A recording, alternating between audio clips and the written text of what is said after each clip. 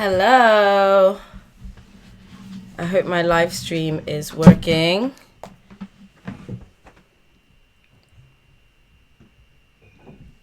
Hello, hello, hello. Hello, hello, hello. I am so glad to be back with a strong internet connection. It's been hard to keep up with content whilst I've been away. Just because obviously I've had not that great internet when I was over in Zambia. So this live stream is going to be quick because I am doing some other things. So I'm going to take some questions that have been sent to me on the Curious Cat. Ignore if some noise starts coming out of my phone. I was trying to get to the live stream. So ignore that. I hope everybody is good. I hope people getting their BPTC results are happy. I hope that things are going well in your life at the moment. I'm just checking to see if this live is actually live. It is. Great.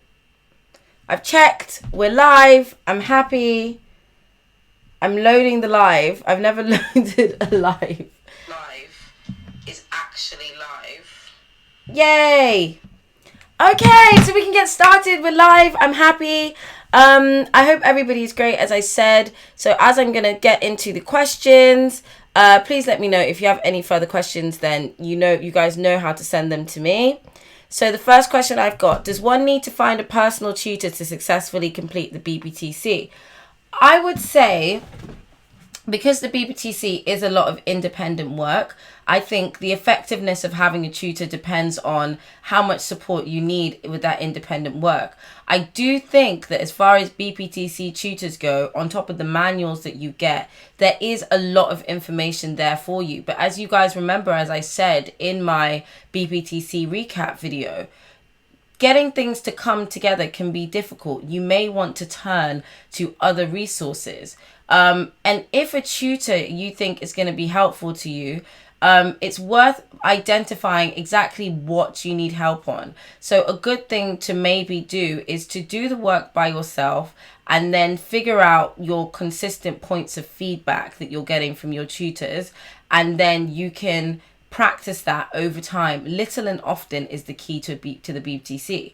So if you start off that way, then when you're practicing, your tutor can guide you on those things that you need to practice. But ultimately, I do think that there's enough resources on the course as it is that you will find a lot of support there. And a tutor may not be that necessary in comparison to other things like the GDL or LLBs. So just bear that in mind. I would recommend to you, though, if you're prepared and if you're ready to practice yourself, I think you can do the BPTC without a tutor. But there are tutors out there who do support BPTC students, and you shouldn't be afraid of using a tutor if you've got the resources and you think it would be helpful to you. So, the second question.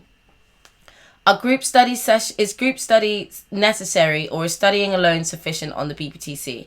Again, that's a matter of preference, but ultimately I would say to you that group study on the BPTC can be extremely helpful. There's a lot of things that you'll want to practice and see how other people give you feedback, and the BPTC will be filled with a lot of that kind of work where you do work, perform it in front of your peers, get some feedback. So be prepared for that. Group study wise, as I mentioned, lots of things you can benefit that way. But I think another way group study can help is by clarifying things if you don't particularly understand how something works. But like I mentioned, and as you guys saw on my vlogs, it's a lot of hours of just working by yourself. So whilst group study can be helpful to lift your spirits and whatever, make sure that you have got a good grip on the work by yourself, that you're able to work by yourself, and you are getting through things, and your group study is complementing your self-study. Don't rely on other people to pull you through the BPTC. You've got to handle it all yourself. So that's my big advice in that respect.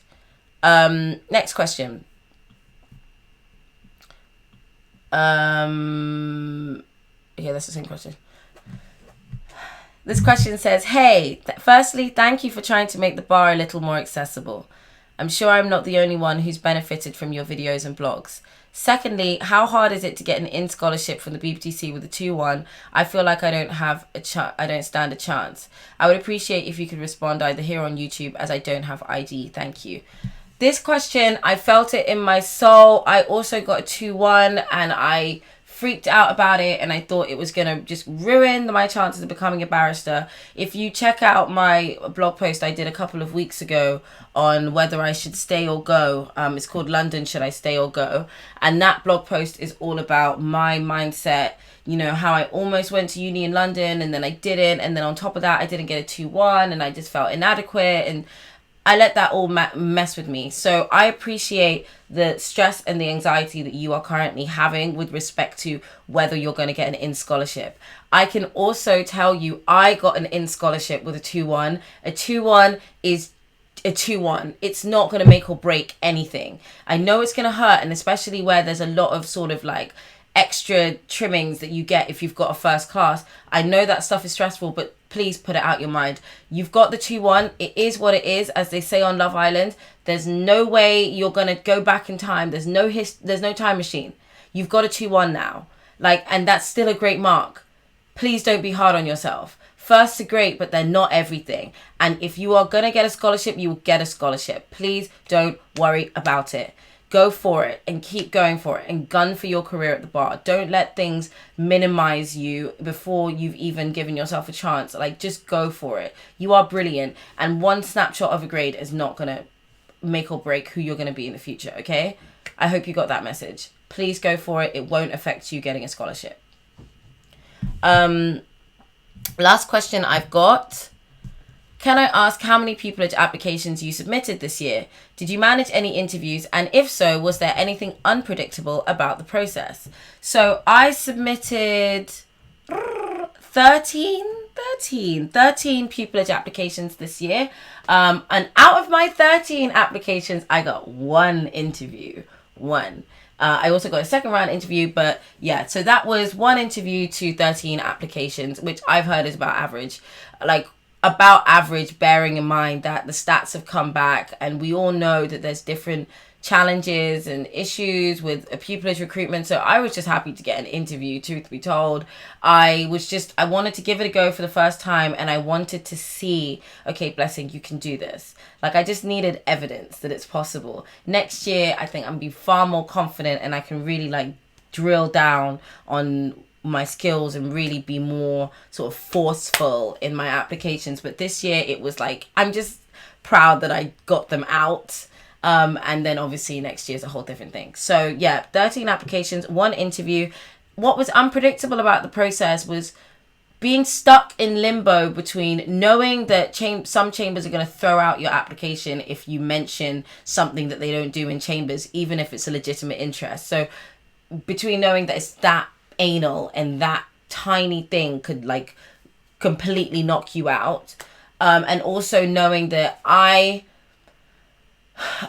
am really proud of myself and who I am as I am, and I don't really want to compromise that. And what I found unpredictable was that struggle between the two. I struggled between those two things for a long time, and I found that quite unpredictable about the whole process.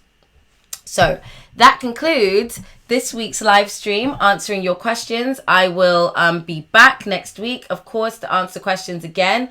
Please don't forget, find all of my socials. Hold on, I think they're here.